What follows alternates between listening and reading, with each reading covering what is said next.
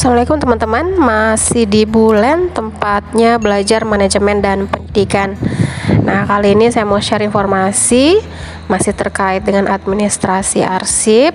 Kali ini topiknya adalah menyimpan dan menemukan kembali warkat berdasarkan sistem penyimpanan yang digunakan. Namun sebelumnya buat kalian yang belum like, subscribe, disilakan untuk tekan tombolnya sekarang juga, lalu aktifkan juga loncengnya supaya kalian tahu apa yang baru dari Bulen. Nah teman-teman, seperti apa selengkapnya? Yuk berikut ini. Nah teman-teman, di sini sudah disebutkan oleh Ursanto di tahun 2006 dalam bukunya bahwa sistem penyimpanan arsip itu adalah rangkaian tata cara dan langkah-langkah yang harus dilakukan dalam menyimpan warkat. Nah, sehingga bila mana diperlukan lagi, maka kemudian warkat tersebut dapat ditemukan kembali secara cepat. Nah, warkat ini adalah segala sesuatu yang terkait dengan surat-surat penting.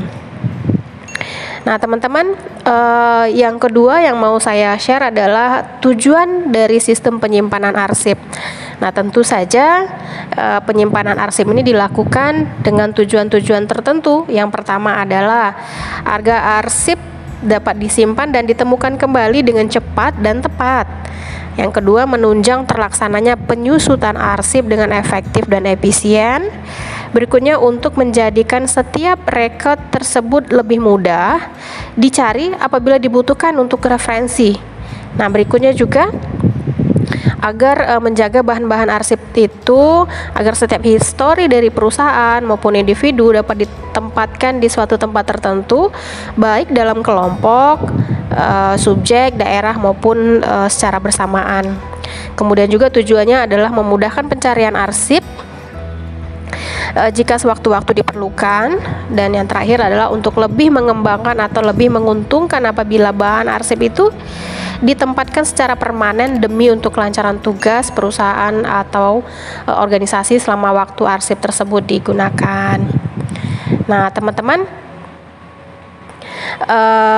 berikut ini adalah jenis sistem penyimpanan arsip.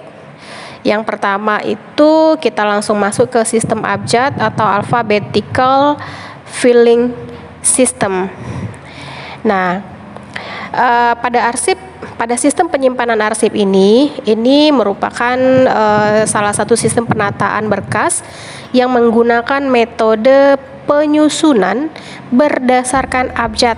Nah, sesuai dengan namanya sistem abjad, maka penyusunannya juga dilakukan berdasarkan abjad secara berurutan dari A sampai dengan Z dengan berpedoman pada peraturan mengindeks. Nah, adapun di sini dikatakan beberapa keunggulan dari sistem filing abjad adalah yang pertama, dapat langsung menempatkan berkas pada tempat penyimpanannya. Dan yang kedua, petunjuk penataan berkas sederhana dan mudah dipahami. Nah, berikutnya tunjuk silang sangat mudah diterapkan. Kemudian kesalahan berkas mudah dicek di tempat berkas dengan abjad yang sama. Nah, kemudian juga keuntungannya adalah biaya pelaksanaannya relatif lebih murah. Namun di samping itu teman-teman, di sini juga disebutkan adanya kelemahan dari sistem filing abjad itu sendiri. Nah, dari referensi yang saya baca, yang pertama itu bahwa adanya kemungkinan salah penempatan berkas jika tidak mengikuti aturan secara konsisten. Kemudian juga mudah mengubah beberapa alfabet dalam surat. Berikut juga tunjuk silang yang berlebihan akan membuat penyimpanan cepat penuh atau sesak. Kemudian pemberian label pada folder itu memakan banyak tenaga karena kita melabel setiap folder dengan huruf-huruf atau abjad-abjad tadi.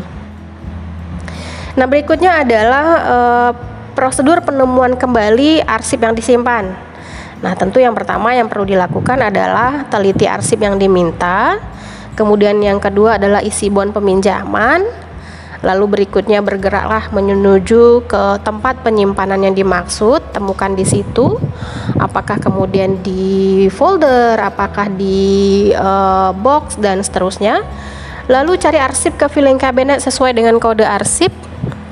ambil arsip yang diminta. Berikutnya adalah tempatkan out guide atau out sheet di tempat arsip yang diambil, lalu serahkan arsip kepada yang memerlukan. Nah, itu adalah prosedur penemuan kembali arsip yang disimpan. Nah, teman-teman, berikut ini adalah sistem penyimpanan arsip dengan menggunakan nomor atau numerical filing system. Nah, ini adalah sistem penyimpanan arsip di mana warkat ataupun surat-surat penting itu disimpan berdasarkan kode nomor sebagai pengganti dari nama orang atau badan, yang kemudian juga disebut dengan indirect filing system karena penentuan nomor yang akan digunakan nantinya juga akan memerlukan pengelompokan terkait dengan masalah atau perihalnya terlebih dahulu tentunya. Nah, adapun keunggulan dari sistem filing nomor adalah yang pertama, penyimpanan dapat lebih teliti, cermat dan teratur. Yang kedua, penyimpanan dapat lebih cepat dan tepat. Yang ketiga, sederhana dan mudah dilaksanakan. Kemudian dapat dipakai untuk segala macam warkat atau dokumen dan surat-surat. Selanjutnya, nomor dokumen dapat dipergunakan sebagai referensi dalam korespondensi, dan nomor map atau dokumen dapat diperluas tanpa batas. Nah, namun seperti halnya tadi, sistem abjad, sistem nomor pun memiliki beberapa kelemahan. Yang pertama, lebih banyak waktu yang dipergunakan untuk mengindeks. Yang kedua, banyaknya map untuk surat-surat beraneka ragam dapat menimbulkan kesulitan. Kemudian juga perlu ruangan yang cukup luas, memadai untuk menyimpan arsip yang banyak tersebut. Nah, ada dua macam filing system menggunakan nomor. Yang pertama adalah filing system nomor Dewey.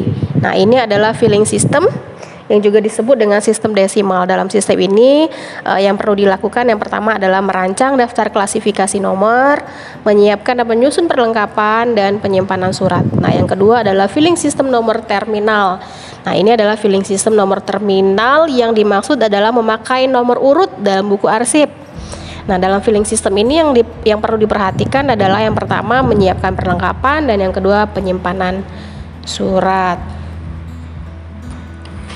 Nah, teman-teman, demikian saja informasi terkait dengan dua sistem penyimpanan arsip, yakni sistem abjad dan yang kedua adalah sistem nomor, di mana sistem nomor tadi menggunakan dua istilah. Yang pertama, dua jenis. Yang pertama adalah nomor Dewey dan yang kedua adalah nomor terminal.